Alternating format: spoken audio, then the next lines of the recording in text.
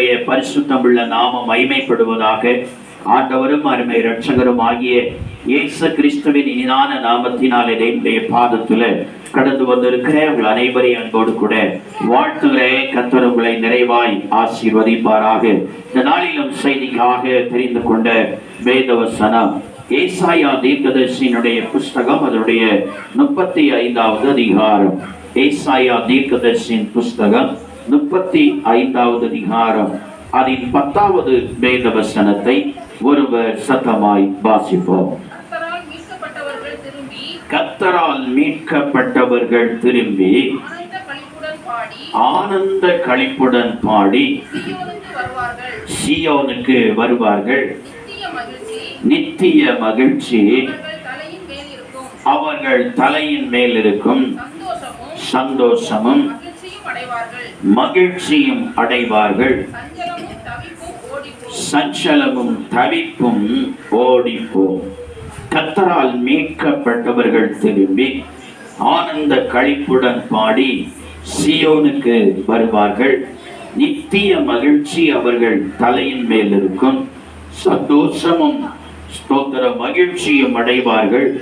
சஞ்சலமும் தவிப்பும் ஓடிப்போம் என்று சொல்லி ஆண்டவராகிய கர்த்தர் ஏசாயா தீர்க்கதரிசியின் மூலமாக இந்த வார்த்தையில விதமாக அவர் உரைத்திருக்கிறார். ஸ்தோத்திரம். இயேசு கிறிஸ்துவால இந்த பூமியிலிருந்து மீட்கப்பட்ட தேவனுடைய பிள்ளைகள் அவர்கள் ஆனந்த களிப்புடன் அவர்கள் பாடி என்ன செய்வார்களாம்? அவர்கள் சீயோனுக்கு அவர்கள் வருவார்கள் என்று சொல்லி எழுதியிருக்கிறார். அவருடைய ஜீவியத்தில் அது வரைக்கும் காணப்பட்டதான எல்லா சஞ்சலங்கள், தவிப்புகள் எல்லாம் அவர்களை விட்டு என்ன செய்யும்? ஓடி போகும். கர்த்தர் அவருடைய வாழ்க்கையில் ஒரு பெரிய சந்தோஷத்தையும் மகிழ்ச்சியை நான் கட்டளையிடுவேன் என்று சொல்லி ஆண்டவராகிய கர்த்தர் சொல்கிறார். கர்த்தரால் மீட்கப்பட்டவர்கள் சீயோனுக்கு வருவார்கள் என்று சொன்னால், சீயோன் கர்த்தர் வாசம் பண்ணுகிறதான ஸ்தலமாய் காணப்படுகிறது. ஆண்டவர் வாசம் பண்ணுகிற ஸ்தலத்துல பாருங்க, யாரும் தவிக்க மாட்டாங்க. கர்த்தர் வாசம் பண்ணுகிற ஸ்தலத்துல இருக்கிறவர்கள் எதிலும் தவிக்க அவர் விடுகிறதில்லை, எதிலும் சஞ்சலப்பட அவர்களை விடுகிறதில்லை. அவர்கள் வியாதிப்பட்டு இருப்பதில்லை, அவர்கள் கவலையோடு இருப்பதில்லை, அவர்கள் கண்ணீர் வடித்துக் கொண்டிருப்பதில்லை, அவர்கள் வேதனைப்பட்டு கொண்டிருப்பதில்லை, அவர்கள் தங்கள் இருதயத்துல துக்கப்பட்டு கொண்டிருப்பதில்லை. கர்த்தருடைய சன்னிதானத்துல அவர் சமூகத்துல அவர் முன்பதாக இருக்கிற அவருடைய பிள்ளைகளுடைய வாழ்க்கைய கர்த்தர் சந்தோஷத்தினாலும் மகிழ்ச்சினாலும் ஆனந்த களிப்பினாலும் கர்த்தர் அவர்களை நிரப்புகிறாராம். அல்லேலூயா, அல்லேலூயா. கர்த்தருக்கு ஸ்தோத்திரம். இதை கர்த்தர் யாருக்கு கொடுக்கிறார்? கண்ணீர் இல்லாத ஒரு வாழ்க்கை, கவலை இல்லாத ஒரு வாழ்க்கை, துக்கம் இல்லாத ஒரு வாழ்க்கை, எதை குறித்தும் தவிப்பு இல்லாத, வேதனை இல்லாத, வியாதி இல்லாத, துயரம் இல்லாத இந்த வாழ்க்கைய கர்த்தர் யாருக்கு கொடுக்கிறாராம்? கர்த்தரால மீட்கப்பட்ட தெய்வ பிள்ளைகளுக்கு தான் கர்த்தர் அதை கொடுக்கிறாராம்.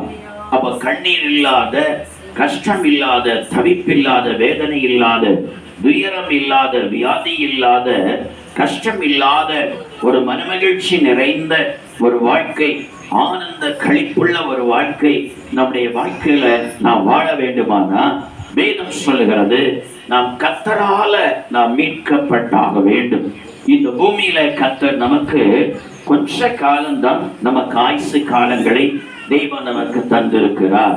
முன் காலங்கள்ல ஆண்டவர் நிறைய ஆயுசு காலங்களை கூட்டி கொடுத்தார். பாருங்க, முன் காலங்களில ஸ்தோத்திரம், நாதாவுடைய காலம் முதல் நோவா காலம் வரைக்கும் கர்த்தர் மனிதர்களுக்கு ஆயுசெல்லாம் 900 சில்லற வருஷம் கொடுத்தார்.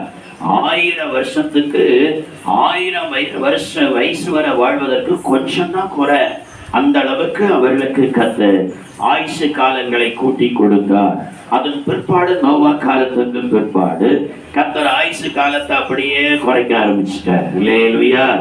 குறைஞ்சி 120 வருஷத்தை ஆண்டவர் கொடுத்தார்.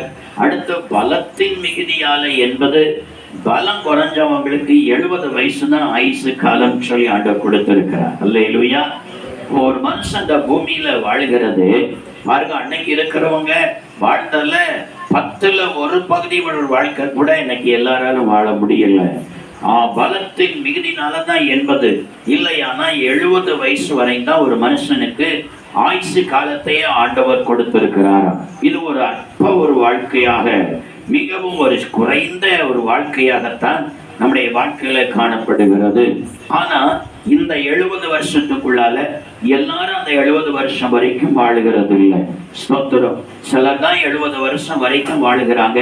நல்ல பலசாலிகள் பலத்தை மீறினாலே 80 வயசு வரைக்கும் கூட வாழுகிறாங்க. ஆனாலும் எல்லாரும் 70 வயசு கூட இருக்கிறது இல்லை.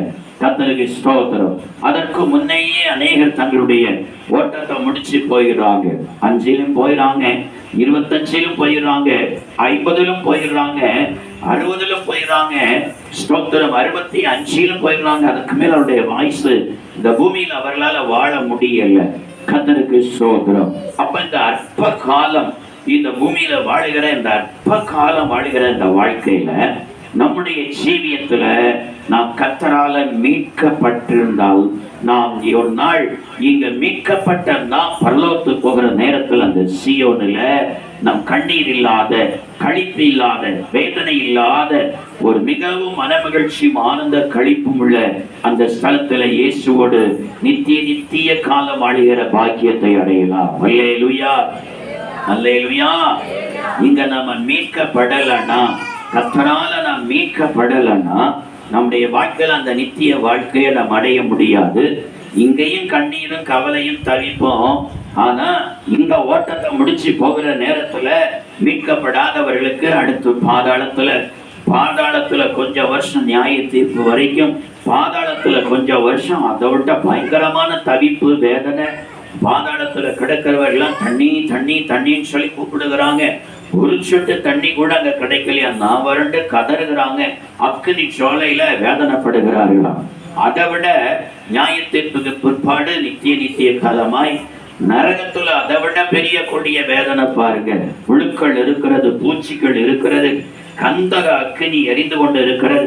அதுல கடந்து நித்திய காலமாக இந்த கர்த்தரால மீட்கப்படாதவர்கள் எல்லாம் அந்த வேதனைக்குள்ளால போகிறாங்க. அப்போ பூமியில வாழ்கிற நாட்களில் மீட்பை அடையாதவர்களுக்கு வேதனை இருக்கிறது. ஸ்தோத்திரம். இந்த பூமியினுடைய வாழ்க்கை முடிஞ்சு போகிற நேரத்துல பாதாளத்துல அடுத்து ஒரு வாழ்க்கை, மீட்கப்படாதவர்களுக்கு வேதனை இருக்கிறது. பாதாளத்திலிருந்து அடுத்து நியாய தீர்ப்புக்கு பிற்பாடு நரகத்தில் அந்த மீட்கப்படாதவர்களுக்கு கொடிய வேதனை உள்ள வாழ்க்கை இருக்கிறது. அல்லேலூயா, அல்லேலூயா. ஒரு மனுஷனுடைய வாழ்க்கை மரணத்தோடு அவனுடைய வாழ்க்கை முடிகிறது இல்லை. மரணம் தான் அவனுடைய நித்தியத்தின் ஆரம்பமாய் இருக்கிறது. கர்த்தருக்கு ஸ்தோத்திரம்.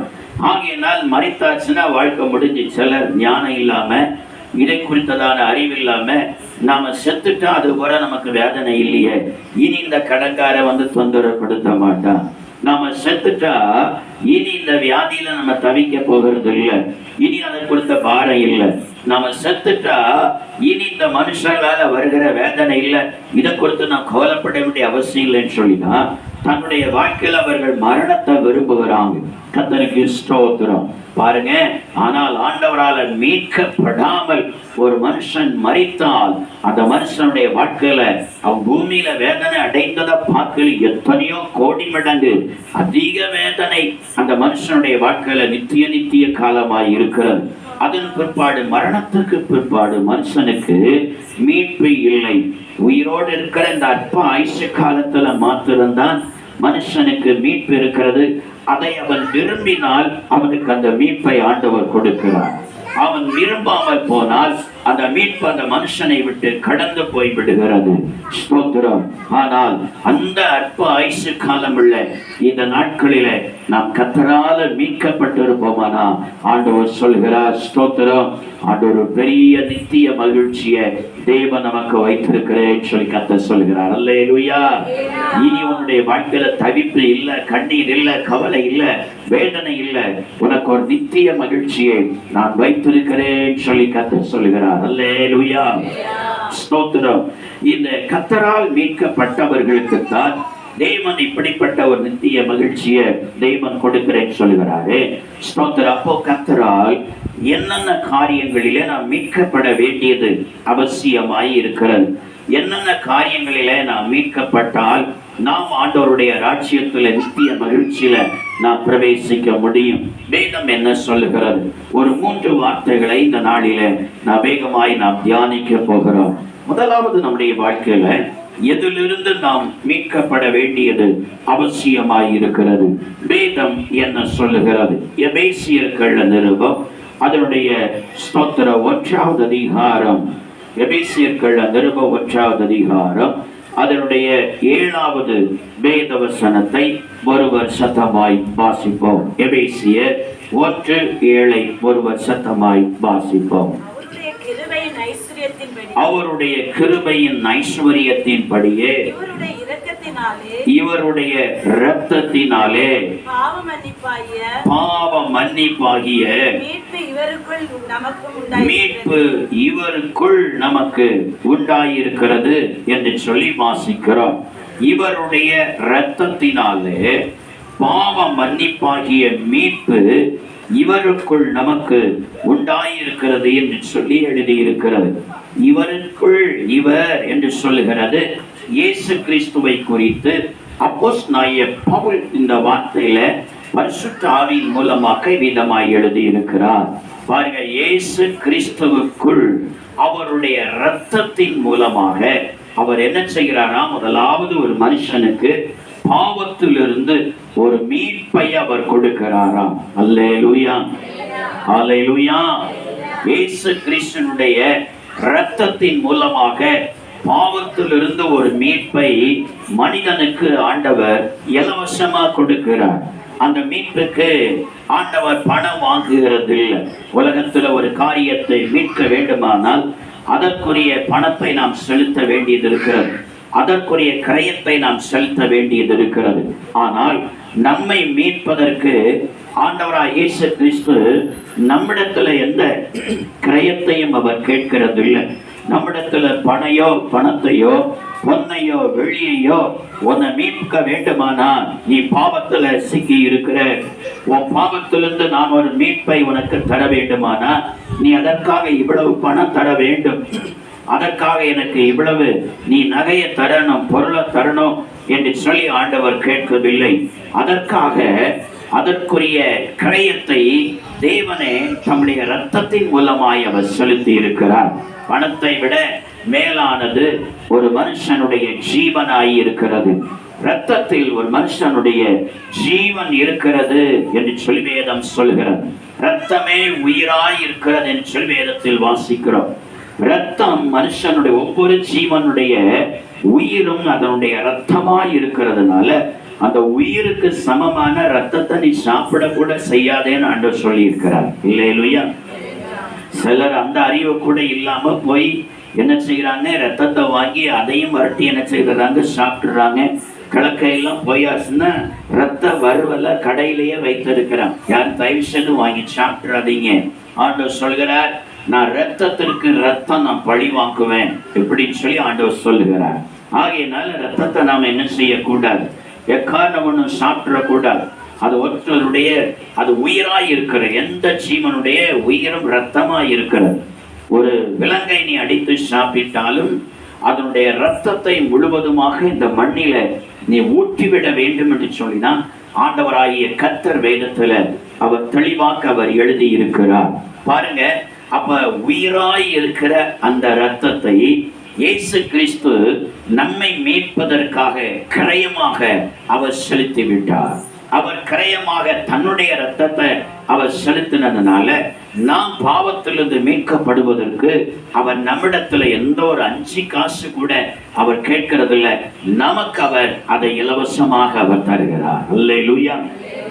நாம் அதை வாஞ்சித்தால், ஆண்டவரே நான் இந்த பாவத்துல நான் ஜீவித்து கொண்டிருக்கிறேன், இந்த பாவத்தை என்னால விட முடியல, ஒருவேளை குடிக்கிறவர்களா இருக்கலாம், இந்த குடியிலிருந்து ஆண்டவரே எனக்கு விடுதலை இல்லை, இந்த குடியை என்னால விட முடியல, மதுபானத்தை என்னால விட முடியல, ஒருவேளை ஸ்மோக் பண்ணுகிறவர்களா இருக்கலாம், இந்த சிகரெட்டை என்னால மறக்க முடியல, விட முடியவில்லை, ஸ்தோத்திரம். ஒருவேளை வெற்றிலை போடுகிறவர்களா இருக்கலாம்.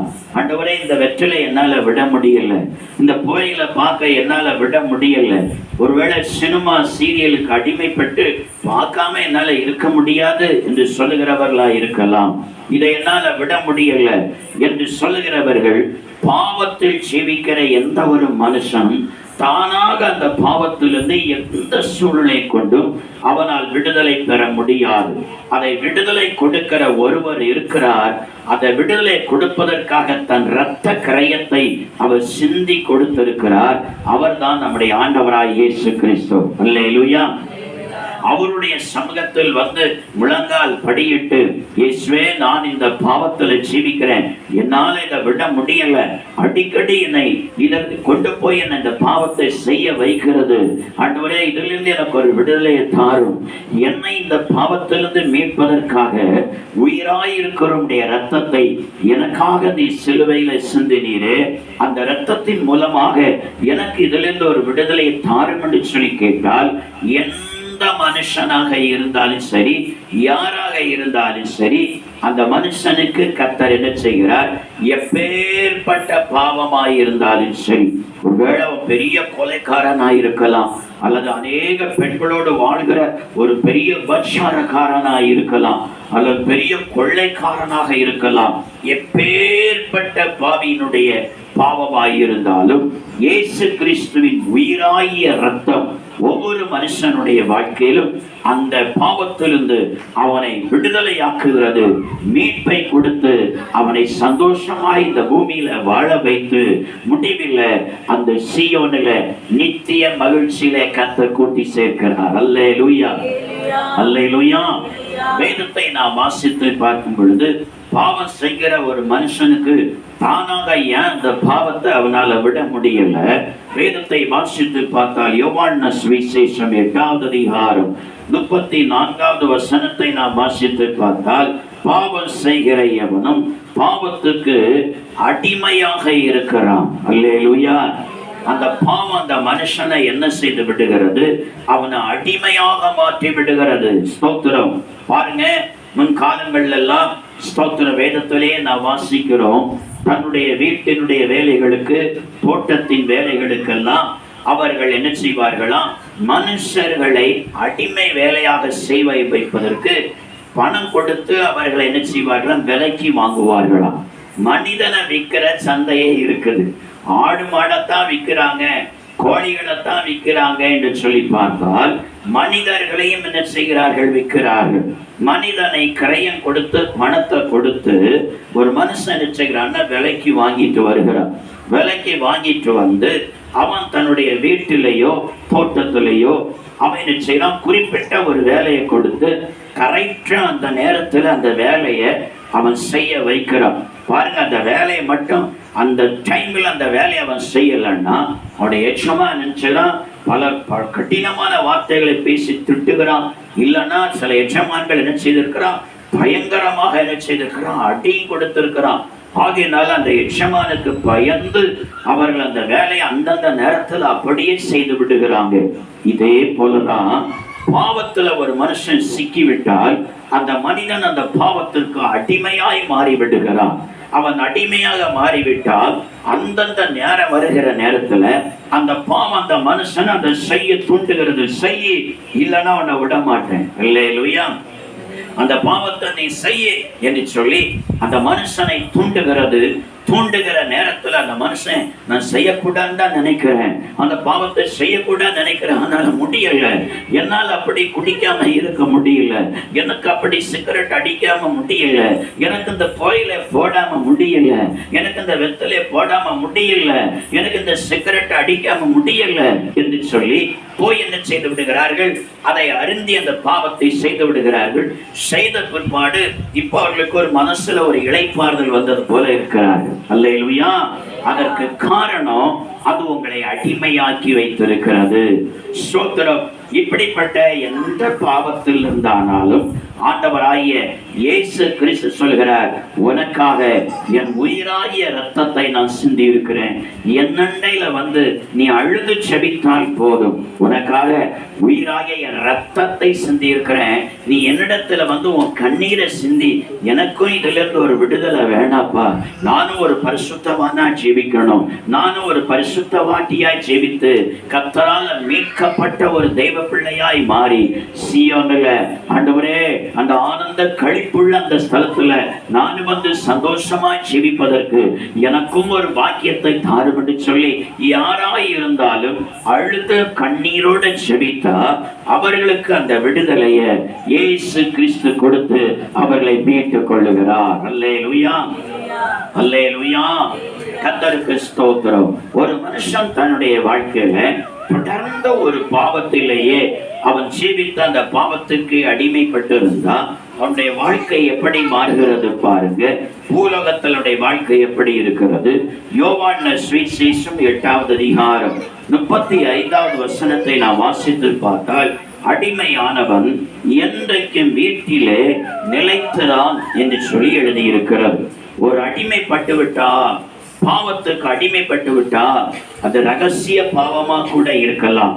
யாருக்கும் தெரியாத ரகசிய பாவத்துல ஸ்தோத்திரம் தொடர்ந்து ஜீவித்துக் கொண்டிருக்கிறவர்கள் உண்டு. எப்பேற்பட்ட பாவத்துல நீ ரகசியமாய் அடிமைப்பட்டு இருந்தா கூட பைபிள் சொல்லுகிறது, இது வசனம் ஒரு நாள் போய் சொல்லாது. இந்த பைபிளுடைய பெயரே சத்திய வேதாகமம் என்று சொல்லி வேதத்தில் நாம் வாசிக்கிறது பொய்யுரையாத வார்த்தைகள். அல்லேலூயா. ஒரு மனுஷன் பாவத்துல ரகசியமாகவோ வெளியரங்கமாகவோ ஒரு பாவத்திலேயே அவன் ஜீவித்துக் கொண்டிருந்தால், அந்த பாவத்துக்கே அவன் அடிமைப்பட்டிருந்தா அவன் வீட்டில என்றைக்கும் நிலைத்திரான் சொல்லி எழுதியிருக்கிறது. வீடு என்று சொல்லும் பொழுது 2 வகைப்படுகிறது. ஒன்று அந்த மனுஷன் குடியிருக்கிற குடும்பம் என்கிற வீடு, 2 தேவனுடைய வீடு. அல்லேலூயா, அல்லேலூயா, ஸ்தோத்திரம். ஒண்ணி அந்த மனுஷன் அந்த பாவத்தின் நிமித்தமாக ஒரு நாள் தன்னுடைய மனைவியால பிள்ளைகளால அல்லது அந்த பாவம் ரகசிய பாவம் கண்டுபிடிக்கிறது நிமித்தமாக தன் புருஷனால பெற்றோரால ஊராரால சொந்த பந்தங்களால அற்பமாய் எண்ணப்பட்டு துரத்தி விடப்படுகிறான். பலர் அமிதமாக பல புருஷர்கள் தங்களுடைய மனைவியை துரத்தி இருக்கிறார்கள். பல மனைவிகள் தன்னுடைய புருஷர்களை இந்த மனுஷனோட நான் வாழ மாட்டேன் என்று சொல்லி துரத்தி இருக்கிறார்கள். சில பெற்றோர் இப்படிப்பட்ட ஒரு பிள்ளையை எனக்கு வேண்டாம் என்று சொல்லி துரத்தி இருக்கிறார்கள். வசனம் பொய் சொல்லாது. பாவத்துல ஒரு மனுஷன் தொடர்ந்து ஜீவித்துக் கொண்டிருந்தால் அவன் வீட்டில குடியிருக்க முடியாது. தன்னை பெற்றோர் பாவத்துல தன் வாலிபன் நாட்களில ஜீவிக்கிற வாலிபர்களை பார்த்து எத்தனை பெற்றோர் அழுகிறாங்க தெரியுமா? அவர்கள் சொல்லி அழுகிற வார்த்தை என்ன தெரியுமா? இப்படி ஒரு பிள்ளை எனக்கு பிறந்ததற்கு நான் பிள்ளையே இல்லாத மலடியா இருந்தா கூட எனக்கு வேதனை இல்லையே என்று சொல்லி அழுகிற பெற்றோர் இந்த நாட்களில எத்தனையோ பேர் இருக்கிறார்கள். நான் மலடியா இருந்தா எனக்கு ஒரே ஒரு நிந்த மட்டும்தான் உண்டு, மலடி குழந்தையில ஒரு வார்த்தை மட்டும்தான் சொல்லுவாங்க, அந்த ஒன்று மட்டும்தான் எனக்கு பாரமாயிருக்கும். ஆனா இப்படி ஒரு ஆம்பளை பிள்ளைய எனக்கு வேணும்னு சொல்லி நான் பெற்றுவிட்டு, இப்படி ஒரு குழந்தைய நான் பெற்றுவிட்டு நான் எவ்வளவு கஷ்டப்பட்டு படிக்க வச்சேன், ஆளாக்குனேன். ஆனா இந்த பிள்ளை இப்படிப்பட்ட ஒரு துன்மார்க்கனாக இப்படிப்பட்ட ஒரு பாவத்துக்கு அடிமையாய் ஜெபிக்கும் பொழுது அதை பார்க்கும் பொழுது என்னால தாங்க முடியல, ஜீரணிக்க முடியல. அப்படி ஒரு பிள்ளை எனக்கு பிறவாமல் இருந்தா கூட நலமா இருக்குமே நினைக்கிறாங்க. அல்லேலூயா. அப்படி சொல்லி அழுகிறாங்க பாருங்க. சில நேரங்கள் அப்படிப்பட்ட ஒரு பிள்ளை பைபிள்ல சொன்னது போல வீட்டிலேயே அது நிலைத்திரான் என்று சொன்னது போல தாய் தகப்பன் துரத்தாவிட்டாலும் சில நேரத்துல அவர்கள் கண்டிக்கிறது பிடிக்காம தாய் தகப்பன் விட்டு அவர்கள் வெளியேறி போய்விடுறாங்க. அப்படி போகிற நேரத்துல பிள்ளை வெளியில போனதற்காக பெற்றோர் அதை குறித்து கவலைப்படுகிறதும் இல்லை. அல்லேலூயா. அவன் இருந்து இருந்து வேதனைப்பட்டு அவளை பார்த்து பார்த்து அவன் கிரிகளை பார்த்து நான் வேதனை அடைகிறத விட சரி அப்படியே அவன் தொலைஞ்சி போட்டு ஆவிக்குரியவர்களா இருந்தா சரி நம்ம ஆண்டவருக்கு சங்கத்துல ஜெபிப்போம், என்னைக்குனாலும் இளைய குமாரனை போல அவன் திருந்தி வரட்டும் என்று சொல்லி இருப்பார். அல்லேலூயா. கர்த்தருக்கு ஸ்தோத்திரம். பாருங்க, அப்படிப்பட்ட ஒரு பிள்ளை அப்படிப்பட்ட பாவத்தில் சிக்கி ஒரு நாள் மரித்தா கூட அந்த பெற்றோர் ரொம்ப கவலைப்பட மாட்டாங்க. ஏதோ அன்னைக்கு ஸ்தோத்திரம் இப்படி நான் கஷ்டப்பட்டு வளர்த்த அந்த படுபாவி இப்படி போய் இதுக்கு அடிமையா போய் செத்து போனான்னு சொல்லி அன்னைக்கு அழுவாங்க. சரி, அவன் இனி உயிரோட இருந்தாலும் இவ்வளவு வேதனை தான் நமக்கு உண்டாக்கிட்டு இருப்பான், போனது நல்லதுன்னு சொல்லி அதுக்கு பிற்பாடு அழுகையை துடைச்சிட்டு இருப்பான். அல்லேலூயா. நீ கடந்த நாட்கள்ல நீங்க நியூஸ்ல பேப்பர்ல எல்லாம் பார்த்துருப்பீங்களே, பாத்தீங்களா? மதுபானத்துக்கு அடிமைப்பட்டு எத்தனை பேர், 67 பேர் பாருங்க, விஷ சாராயத்தை குடிச்சு என்ன செய்திருக்கிறார்களாம், மறித்திருக்கிறாங்க. சிலர் அப்படியே மதுபானத்தை குறித்து விஷ சாராயத்தை குடித்து உடனே ஒரு நாள் 2 நாள் 1 வாரத்துல மறித்தாங்க. ஆனா அநேக தன்னுடைய வாழ்க்கையில கொஞ்சம் கொஞ்சமாய் அணுவணுவாய் இந்த மதுபானத்தினால மறித்து கொண்டே தான் இருக்கிறார்கள். அல்லேலூயா, அல்லேலூயா, கர்த்தருக்கு ஸ்தோத்திரம். ஆனால் ரட்சிக்கப்பட்ட ஒரு தேவனுடைய பிள்ளை, ஒரு ஆவிக்குரிய தேவனுடைய பிள்ளை இப்படிப்பட்ட ஏதாயிலும் ஒரு பாவத்திற்கு தன்னுடைய வாழ்க்கையில தொடர்ச்சியாய் அடிமைப்பட்டிருந்தால் ஆண்டவர் ஆலயத்திலிருந்து ஆராதிக்கிற நேரத்தில் எச்சரிப்பார். அவர்களை தம்முடைய வார்த்தையின் மூலமாக தேவன் கடிந்து கொள்ளுவார். தேவன் அவர்களோடு கூட பேசியும் கூட, கர்த்தர் அவர்களை எச்சரித்தும் கூட, அவர்கள் தன்னுடைய வாழ்க்கையில் அதற்காக மனஸ்தாபப்பட்டு கண்ணீர் விட்டு அழுது அந்த மீட்பை பெறாமல் தொடர்ச்சியாக அந்த பாவத்திலே ஜீவித்தால் அவர்களை தேவனுடைய வீட்டில கூட என்ன செய்கிறதில்லை, அவர்கள் வைக்கிறதில்லை. வேதத்திலே நாம் வாசிக்கிறோமே, வேதத்தை வாசித்து பார்த்தால் சங்கீதங்களின் புஸ்தகம் 1வது சங்கீதம் அதனுடைய 5வது வசனத்தை நாம் வாசித்து பார்க்கும் பொழுது கர்த்தருடைய வேதம் இவ்விதமாய் சொல்கிறது. ஒருவர் வாசிப்போம். சங்கீதங்களின் புஸ்தகம் 1வது சங்கீதம் அதனுடைய 5வது வசனத்தை நாம் வாசிப்போம். ஆகையால் துன்மார்க்கர் நியாய தீர்ப்பிலும் பாவிகள் நீதிமான்களின் சபையிலும் நிலை நிற்பதில்லை என்று சொல்லி வேதம் சொல்லுகிறது. பாருங்க, அங்கே நான் வாசித்து பார்த்தா, பாவத்துல நீ தொடர்ந்து அடிமையாயிருந்தீனா தேவனுடைய வீட்டில நீ நிலை நிற்பதில்லை என்று சொல்லி எழுதி இருக்கிறது. இங்கேயும் சங்கீதம் 1:5 நான் வாசித்து பார்த்தால், பாவிகள் நீதிமான்களுடைய சபையிலும் கூட என்ன செய்யறது இல்லையா, அவங்க நிலை நிற்கிறதே இல்லை. அவங்ககிட்ட இருக்கிற அந்த பாவத்தை நிமித்தமாக ஒன்னே அவர்கள் ஓடிக்கிட்டே திரிவாங்க. இங்க ஒரு நாள், அங்க ஒரு நாள், 2 நாள் அங்க, 2 நாள் இங்க, 3 நாள் அங்க, 4 நாள் இங்க, இப்படியே ஓடிட்டே திரிவாங்க. அப்படி ஓடி ஓடி ஓடி ஓடி லாஸ்ட்ல அவங்களால தரித்து நிற்க முடியாது. ஏன்? அவங்ககிட்ட இருக்கிற அந்த பாவத்தினால. அந்த பாவம் அவர்களை ஒரு இடத்துல அடங்கி இருக்க விடாது. தேவனுடைய சபையில் அவர்களை அடங்கி இருக்க விடாது. பிள்ளைகளை கொஞ்சம் பிடிச்சாங்க, சீக்கிரம். பெற்றோர் என்ன பார்த்துட்டு இருக்கீங்க? பெற்றோர் பிள்ளைகளை பிடிச்சாங்க. முன்னாலெல்லாம் விளையாடுது அத்தனை பேருடைய கவனம் பிள்ளைகள். ஸ்தோத்திரம், ஸ்தோத்திரம், ஸ்தோத்திரம். அந்த மனுஷன் தொடர்ந்து அந்த பாவத்துல ஜீவிக்கிறதுனால அந்த பாவம் என்ன செய்யாதுன்னா அடங்கி இருக்க விடாது. அதுக்கு தெரியும், இங்க போனா இங்க அந்த பாவத்தை எச்சரிக்கிறாங்க, இங்க போனா அந்த பாவத்தை அவங்க கண்டிக்கிறாங்க. இப்படி கண்டித்தா இந்த பாவத்துல இருந்து நெச்சிடுவாங்க, விடுதல் அடைஞ்சிருவாங்க, அழுது செபித்து ஆண்டவருடைய மீட்பை பெற்றுடுவாங்க. ஆகையினால என்ன செய்யக்கூடாது, இந்த சபைக்கு போக விடக்கூடாது என்று சொல்லி அங்கங்கா ஒவ்வொரு வாரம் ஒவ்வொரு கூட்டத்துல என்ன செய்யும்னா அழிஞ்சி திரிய வச்சு அவருடைய ஆத்துமாவை கெடுத்து அவ்வளவுதான் கொடிய வேதனை நரகத்துல கொண்டு போய் தள்ளிடும். அல்லேலூயா, அல்லேலூயா. கர்த்தருக்கு ஸ்தோத்திரம். ஆண்டவராகிய கர்த்தர் சொல்கிறார், உன் வாழ்க்கையில இப்படிப்பட்ட அலட்செல்லாம் வேண்டாம், நீ கொடிய வேதனையில பாதாளத்துல போகண்டாம், நரகத்துக்கு போகண்டான்னு சொல்லிதான் உனக்காக என் உயிராய ரத்தத்தை நான் சிந்தி இருக்கிறேன், உனக்காக என் உயிராகிய ரத்தத்தை சிந்தி இருக்கிறேன், உனக்கு மீட்பை தந்து உனக்கு ஒரு நித்திய மகிழ்ச்சியை தர வேண்டும் என்று சொல்லி என் உயிராகிய ரத்தத்தை உனக்காக நான் சிந்தி இருக்கிறேன் சொல்கிறார். அல்லேலூயா, அல்லேலூயா. ஸ்தோத்திரம். ஒரு பழைய பாடல் பக்தனி விதமாக அவர் பாடி இருக்கிறார். ஸ்தோத்திரம்.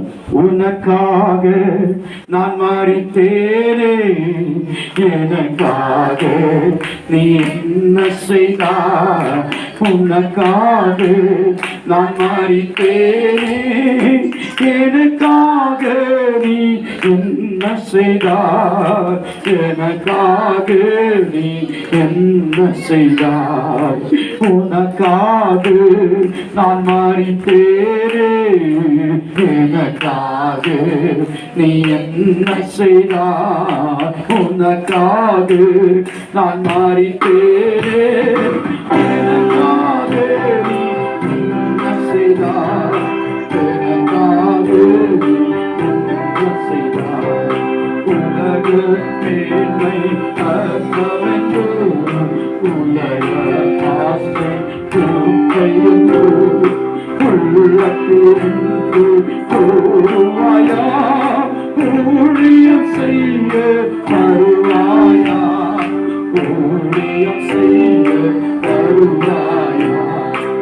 உனக்காக நான் மறித்தேன், எனக்காக நீ என்ன செய்தாய்?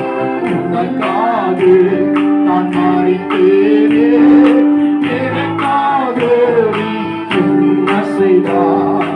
எனக்காக நீ என்ன செய்தாய்? உனக்காக நான் மறித்தேன், எனக்காக நீ என்ன செய்தாய்? உனக்காக நான் மறித்தேன், எனக்காக நீ என்ன செய்தாய்? எனக்காக நீ என்ன செய்தாய்?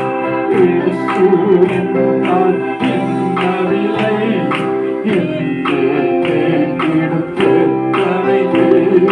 பிள்ளைகள் அப்போ கேட்கின்றன, ஜீவப்போ கொடுப்பாயா, ஜீவப்போ கொடுப்பாயா? உனக்காக நான் மறித்தேன், எனக்காக நீ என்ன செய்தாய்? உனக்காக நான் மறித்தேன், எனக்காக நீ என்ன செய்தாய்? எனக்காக நீ என்ன செய்தாய்? உனக்காக நான் மறித்தேன், எனக்காக நீ என்ன செய்தாய்? உனக்காக நான் மறித்தேன், எனக்காக நீ என்ன செய்தாய்? எனக்காக நீ என்ன செய்தாய்? அந்தரங்க பாவத்துல வெளியரங்க பாவத்துல அடிமையாக வாழ்ந்து கொண்டிருக்கிற சகோதரனே, அருமையான சகோதரியே, பரிசுத்த ஆவியானவர் இன்றைக்கு உன்னோடு பேசுகிறார். இயேசு கிறிஸ்து இன்றைக்கு உன்னோடு அவர் பேசுகிறார். உனக்காக என் ஜீவனையே நான் கொடுத்தேனே, உனக்காக இரத்தமாகிய என் உயிரையே நான் கொடுத்தேனே, உனக்கு இந்த மீட்பை தரணும், உனக்கு இந்த விடுதலையை தரணும், உன்னை வாழ வைக்கணும், இந்த பூமியில தலை நிமிர்ந்து நிற்க வைக்கணும், உனக்கு நித்திய மகிழ்ச்சியை தரணும்னு சொல்லி என் ஜீவனே நான் கொடுத்தேனே. நீ என் சமூகத்துல நீ மண்டியிட்டு நீ அழுதா போதுமே, நீ அழுது எனக்கு விடுதலையை தாருங்கப்பான்னு சொல்லி கேட்டால் போதுமே, நான் ஆவலோடு இருக்கிறேனே, உன்னை என் ரத்தத்தினால மீட்டுக் கொள்வதற்கு ஆவலோடு இருக்கிறேன் என்று சொல்லி கர்த்தர் சொல்கிறார். ஸ்தோத்திரம். இந்த மந்திரங்க பாவத்துல வாழ்ந்து கொண்டு இருக்கிறது என்னுடைய பிள்ளைகளே, இனி காலம் சொல்லாது, இன்னும் கொஞ்சம் வருஷம் கழியட்டும் சொல்லி இருக்காதீங்க, இருந்து பார்த்து கொள்ளதான் சொல்லி இருக்காதீங்க. தப்புன்னு மண்ணோடு உடைச்சது போல கீழே விழுந்தா எப்படி ஒரு மண் பானை விழுந்த இடத்துல சிதறி போகிறதோ, வாழ்க்கை என்பது அப்படிதான். இம்மை பொழுதுல போயிடும், அவ்வளவுதான், ஜீவன் போயிடும், நித்தியத்தில் வந்து சேர முடியாது. ஆண்டவர் சொல்கிறார், உனக்காக என் உயிரையே நான் கொடுத்து என் ரத்தமாய உயிரை கொடுத்திருக்கிறேன். நீ அழுது செபம் பண்ணு. உன் பாவம் எவ்வளவு சிவேந்து இருந்தால், ரத்தாம்பரத்தை போல சிவேந்து இருந்தால், என் ரத்தம் அதை கழுவி வெண் பச்சை போல மாற்றும் என்று சொல்லி கர்த்தர் சொல்கிறார். அல்லேலூயா. உனக்கு ஒரு நித்திய மகிழ்ச்சியை நான் தருவேன் என்று சொல்லி கர்த்தர் சொல்கிறார். அல்லேலூயா.